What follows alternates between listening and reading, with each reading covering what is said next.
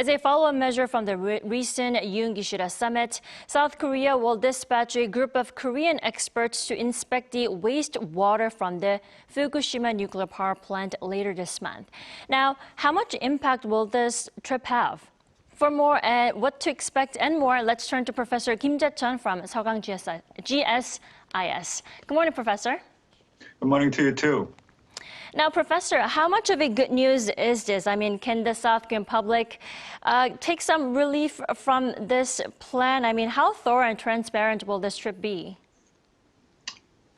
I think the fact that Kishida is allowed South Korea's experts to come over to Fukushima, I think it's extraordinary for South Korea to be able to send experts to inspect Fukushima nuclear plant. Mm-hmm. When there is this ongoing IAEA, International Atomic Energy Agency, experts from there are doing inspection in Fukushima. So there is a multilateral inspection taking place in Fukushima. For South Korean experts to be able to go over to the nuclear side and doing inspection is extraordinary. Of course, I mean, it really depends. It depends whether these Korean inspectors would be allowed to gain full access to the facilities, and I think it's very important. It's imperative for the Korean inspectors to be able to inspect these facilities, these sites in thorough manner. And if we can do thorough inspection and come to a conclusion that Fukushima radioactive water is safe, I think it'll definitely mitigate public anxiety in South Korea. And once again, in order for this to happen, I think it's very important for South Korean inspectors to gain a full access to the Fukushima nuclear facilities. Right, and that leads to our next question, importing Fukushima seafood into the country. Now, the results of the expert inspection will influence importing of seafood from the area. What's your outlook on this issue, Professor? I think importing seafood from Fukushima, I mean, Fukushima seafood is another issue. Mm-hmm. That I think is another issue that needs to be addressed. I'm not an expert. I'm not a natural scientist, but I think it's one thing to say that it's okay to release Fukushima radioactive water, but I think it's still another to resume importing Fukushima seafood. I mean, I don't know, but I guess it's possible for these fishes or other sea animals or sea plants to have been already contaminated. I mean, it's not like we are drinking, Fukushima radioactive water. But in case of Fukushima seafood, we are eating them, right? Mm-hmm. So we are eating this. So all I'm saying is that we need to be absolutely sure that the Fukushima seafood is safe. Until that happens, until that we are convinced, we can't be really too careful. However, if all the scientific evidence suggests that Fukushima seafood is safe, I don't think we can just keep saying that we don't want Fukushima seafood. We would never import Fukushima seafood. I don't think that's a right attitude.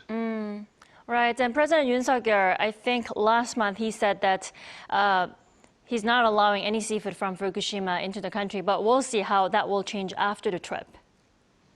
And also, Prime Minister Kishida did comment on Imperial Japan's wartime forced labor, right? Now, Professor Kim, what's your take on this? I mean, how is the comment different from what was said during the Tokyo summit in March? Because it looked like Kishida kind of drew the line saying that it's a personal comment, not representing the government. What's your take on it?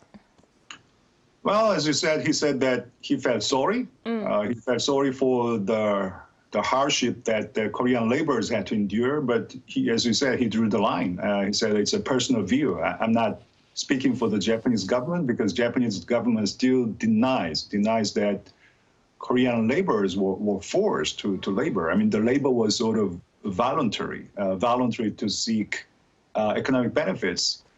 I think you have to understand that Prime Minister Kishida doesn't really belong to the biggest faction in the ruling Liberal Democratic Party.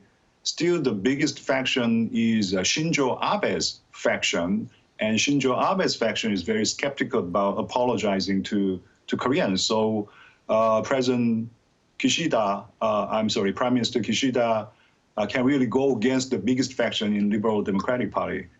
That said, I think his comment was a bit of progress from the previous comment that he made in March during the Korea-Japan summit, because back then he just said that he would embrace the previous Japanese government's views about the history.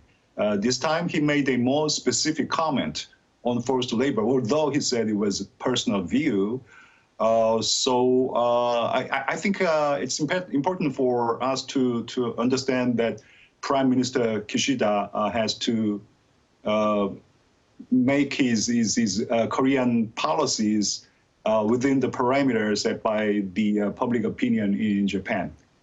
Right, and now following the summit, direct diplomacy and face-to-face dialogue are officially back on track, but Professor, how long will it take, or even how many rounds of summit meetings should there be to secure an apology from Japan? Possibly something like the 1998 declaration.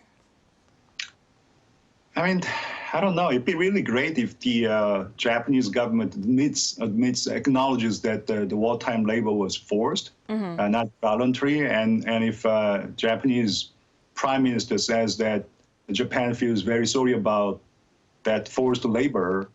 But do we really need to secure an apology? I mean, in order for the relationship between the two countries to move forward, do we need to secure another apology? I don't think so. I mean, like it or not, two countries have shared interests in both security policies and economic policies.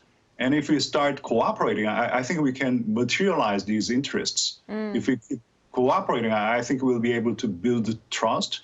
If we build trust, we may be able to address these history issues in more sincere manner.